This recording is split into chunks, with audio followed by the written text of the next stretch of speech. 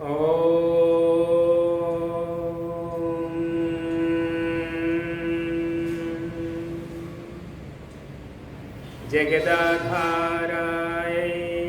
నమః.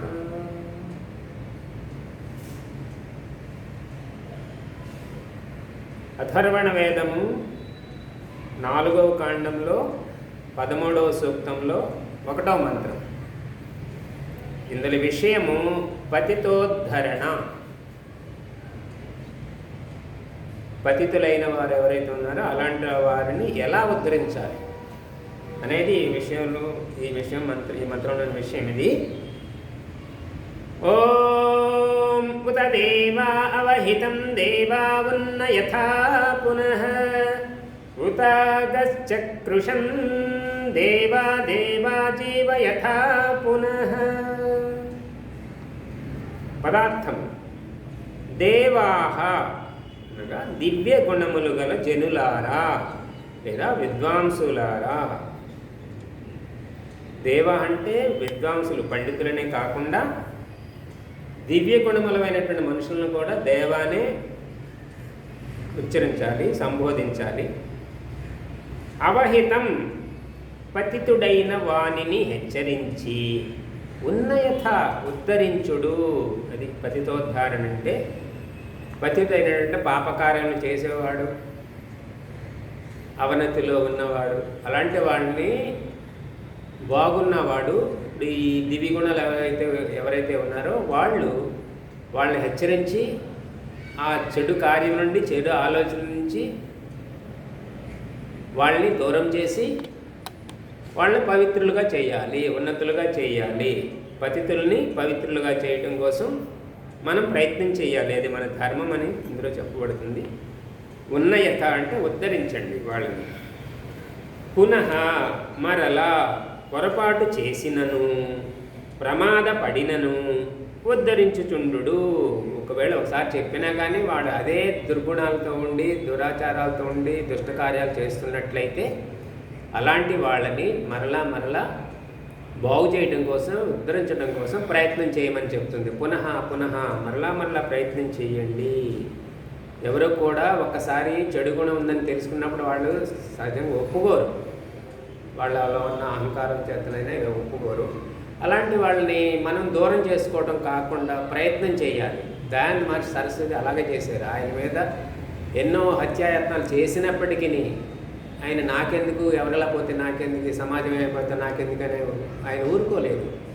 17 సార్లు విషప్రయోగం చేసినప్పటికీ ఆయన ఈశ్వరజ్ఞాపాలన, వేదపాలన చేస్తూ వాళ్ళు మానవుల్ని ఉద్ధరించడం కోసం ఈ ఏదైతే వేద విరుద్ధ ఖండనాలు ఉన్న వ్యవహారాలు ఉన్న వాటన్నిటి నుంచి సమాజాన్ని బాగు చేయడం కోసం ప్రయత్నం చేశారు. ప్రాణాలు కూడా తెగించారు. ఆయన ఆత్మత్యాగం కూడా చేశారు.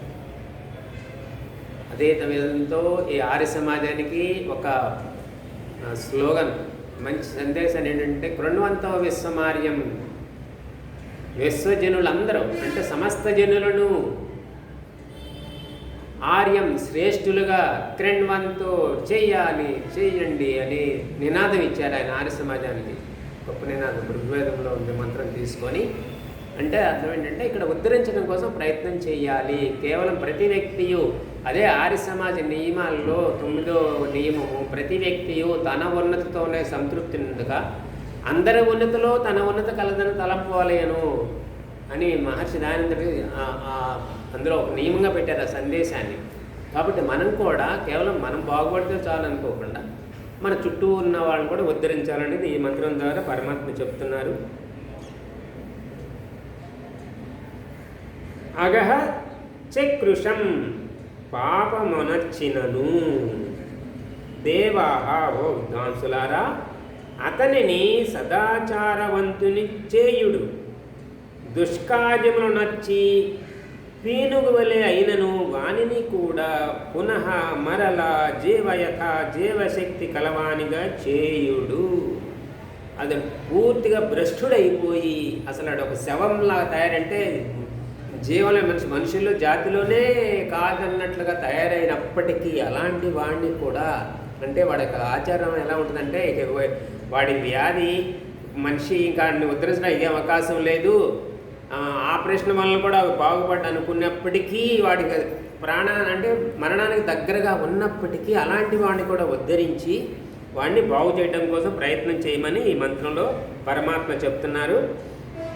దీనిలోని భావార్థం మంచి శిక్షణ, మంచి వాతావరణము, మంచి వారి సాంగత్యము లేక కొందరు చెడు మార్గమును అవలంబించెదరు, చెడు పనులు చేయుదురు. వారిని ఉద్ధరించుట సత్పురుషుల కర్తవ్యమై ఉన్నది. మాటి మాటికి పడినను పలుమార్లు పాపము ఆచరించినను వారిని ప్రతిసారి ఉద్ధరించవలెను.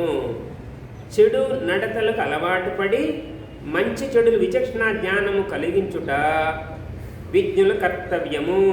అది మంచి చెడు రెండింటిని ఆ భేదాన్ని గ్రహించి, వివేక జ్ఞానం అంటే మంచి చెడు భేదం చేసుకుని గ్రహించడమే కదా. అలా వివేక జ్ఞానవంతులు ఉన్న వాళ్ళు ఎదుటి వాళ్ళకి వివేకం చేసి, అసలు వేదం అంటేనే ఏం చేస్తుంది, మంచి చెడుని తెలుసుకోవటం కోసమే. అవి గ్రహించి అందులో ఉన్న చెడును తొలగించటం కోసం, మంచిని ఆచరించడం కోసం, ఎదుటి వాళ్ళందరినీ ఉద్ధరించడం కోసం, పాపములను దూరం చేయటం కోసం ప్రయత్నం చేయటే మన యొక్క కర్తవ్యం అని బోధిస్తున్నారు విద్వాంసులకి. అలాగే మానవుల్లో ఎవరైతే ఉన్నతి పొంది ఉన్నారో వాళ్ళు కూడా. అందుకనే వేదమంత్రం ఏం చెప్తుంది, విధి నిషేధాలు వేదంలో ఉన్నాయి. ఆ విధి నిషేధాలు, విధి అంటే చేసి తీరవలసింది, చేయవలసింది కదా. అది నిషేధం అంటే వదలవలసింది ఏదైతే ఉందో వాళ్ళు తెలుసుకొని విధి గ్రహించి మనం బాగుపడడం, ఎదురు వాళ్ళని బాగు చేయాలి. ఇది మన కర్తవ్యం. ఆర్య సమాజం అనేది సమాజం ఇది వేరే ఒక అంటే ఇతర వాళ్ళలాగా గ్రూప్ కాదు. ఇది ఒక సంఘటన శక్తి. దేనికోసం ప్రయత్నం చేసింది? సమాజాన్ని బాగు చేయడం కోసం, ఉద్ధరించడం కోసం వాళ్ళు. కాబట్టి మనమందరం కూడా మన బాగు కాకుండా అందరూ బాగుని సమాజాన్ని ఉద్ధరించాలనే లక్ష్యంతో పనిచేస్తున్నాము, చేస్తూనే ఉంటాం. ఓం ఇది